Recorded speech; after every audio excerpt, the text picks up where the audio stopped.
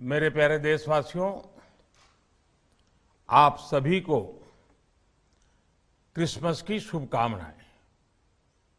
हम इस वर्ष के अंतिम सप्ताह में हैं। 2022 बस आने ही वाला है। आप सभी 2022 के स्वागत की तैयारी में जुटे हैं, लेकिन उत्साह और उमंग के साथ ही ये समय सचेत रहने का भी है। आज दुनिया के कई देशों में कोरोना के नए वेरिएंट ओमिक्रॉन की वजह से संक्रमण बढ़ रहा है। भारत में भी कई लोगों के ओमिक्रॉन से संक्रमित होने का पता चला है। मैं आप सभी से आग्रह करूंगा कि पैनिक न करें। हां, सावधान रहें, सतर्क रहें, मास्क उसका भरपूर उपयोग करें और हाथों को थोड़ी थोड़ी देर पर धुलना, इन बातों को हमें भूलना नहीं है। आज जब वायरस म्यूटेट हो रहा है तो हमारी चुनौतियों का सामना करने की ताकत और आत्मविश्वास भी मल्टीप्लाई हो रहा है। हमारी इनोवेटिव स्पिरिट भी बढ़ रही है। आज देश के पास 18 लाख आइसोलेशन बेड्स हैं,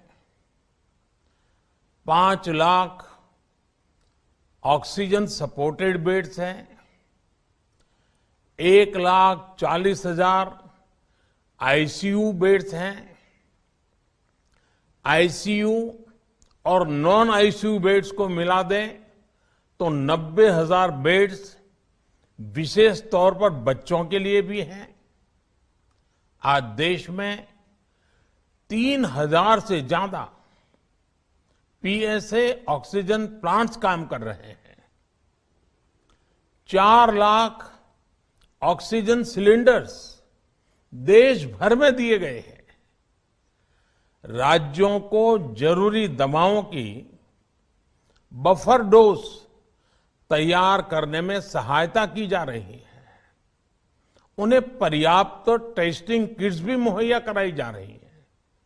साथियों, कोरोना वैश्विक महामारी से लड़ाई का अब तक का अनुभव यही बताता है कि व्यक्तिगत स्तर पर सभी दिशा निर्देशों का पालन कोरोना से मुकाबले का बहुत बड़ा हथियार है। और दूसरा हथियार है वैक्सीनेशन। हमारे देश ने भी इस बीमारी की गंभीरता को समझते हुए बहुत पहले वैक्सीन निर्माण पर मिशन मोड में काम करना शुरू कर दिया था। वैक्सीन पर रिसर्च के साथ साथ ही approval processes, supply chain, distribution, training, IT support system, certification पर भी हमने निरंतर काम किया। इन तैयारियों का ही नतीजा था कि भारत ने इस साल 16 जनवरी से अपने नागरिकों को वैक्सीन देना शुरू कर दिया था। ये देश के सभी नागरिकों का सामूहिक प्रयास और सामूहिक इच्छा शक्ति है कि आज भारत 141 करोड़ वैक्सीन डोज के अभूतपूर्व और बहुत मुश्किल लक्ष्य को पार कर चुका है। आज भारत की वयस्क जनसंख्या में से 61% से ज्यादा जनसंख्या को वैक्सीन की दोनों डोज लग चुकी हैं। इसी तरह वयस्क जनसंख्या में से लगभग 90% लोगों को वैक्सीन की एक डोज लगाई जा चुकी है।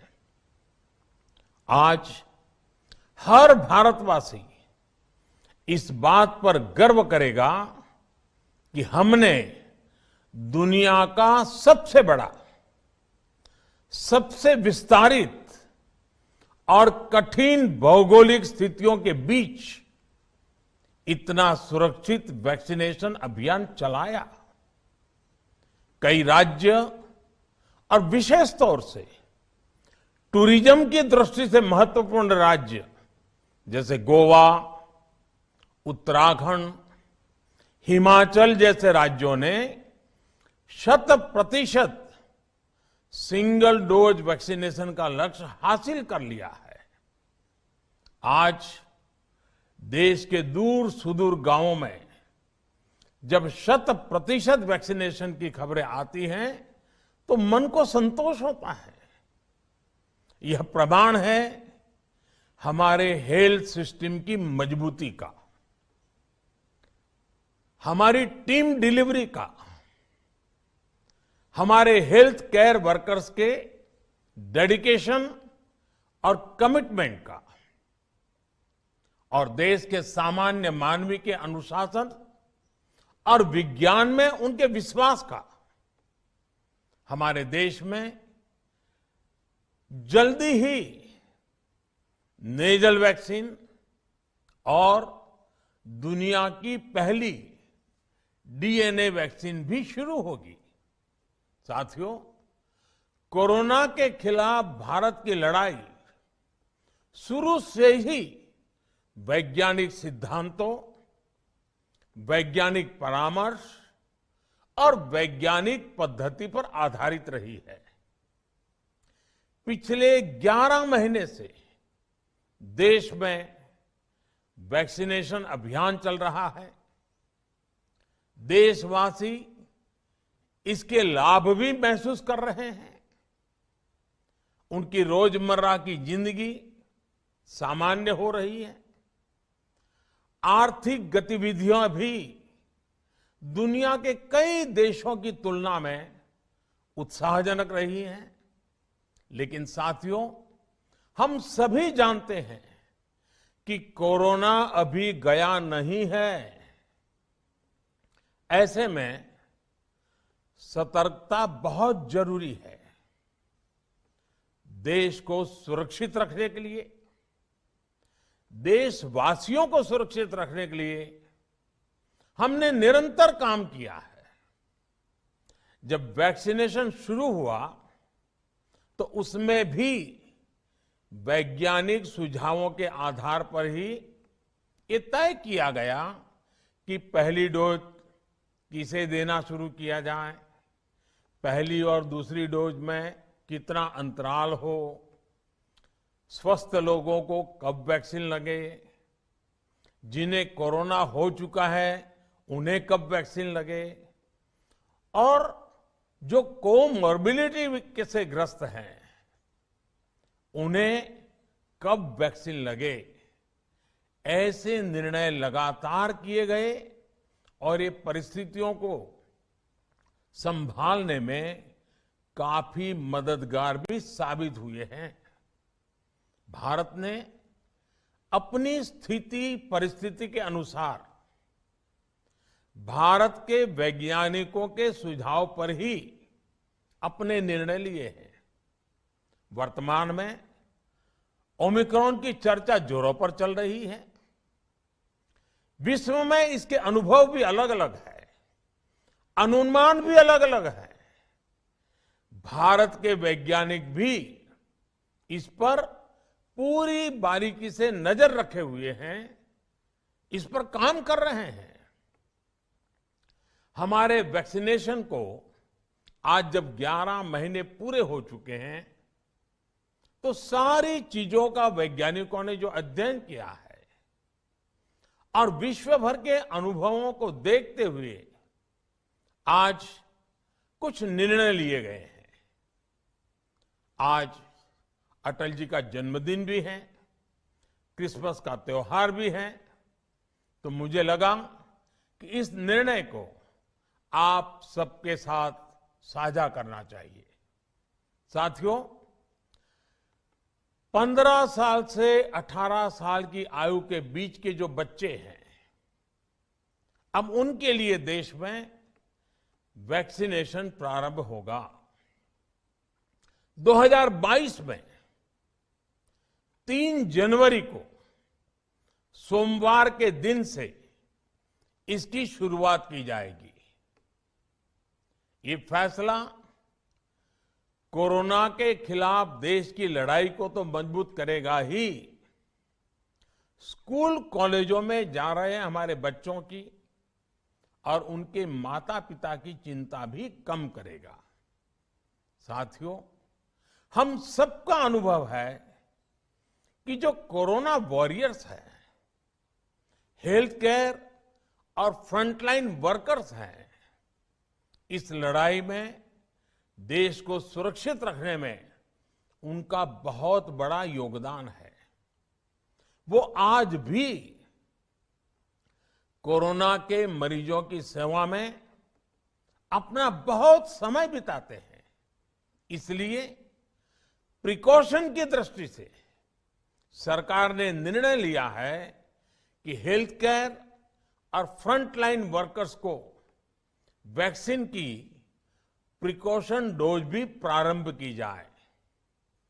इसकी शुरुआत 2022 में 10 जनवरी सोमवार के दिन से की जाएगी। साथियों, कोरोना वैक्सीन का अब तक का ये भी अनुभव है कि जो अधिक आयु वाले हैं और पहले से ही किसी न किसी गंभीर बीमारी से पीड़ित है, उन्हें प्रिकॉशन लेना सलाह योग्य है। इसको ध्यान में रखते हुए 60 वर्ष से ऊपर की आयु के कोमॉर्बिडिटी वाले नागरिकों को उनके डॉक्टर की सलाह पर वैक्सीन की प्रिकॉशन डोज का विकल्प उनके लिए उपलब्ध होगा। ये भी 10 जनवरी से प्रारंभ होगा। साथियों, मेरा एक आग्रह है कि अफवाह, भ्रम और डर पैदा करने के जो प्रयास चल रहे हैं, उनसे बचना चाहिए। हम सभी देशवासियों ने मिलकर अब तक दुनिया का सबसे बड़ा वैक्सीनेशन अभियान चलाया है। आने वाले समय में हमें इसको और गति देनी है और विस्तार देना है। हम सभी के प्रयास ही कोरोना के खिलाफ इस लड़ाई में देश को मजबूत करेंगे। आप सबका बहुत बहुत धन्यवाद।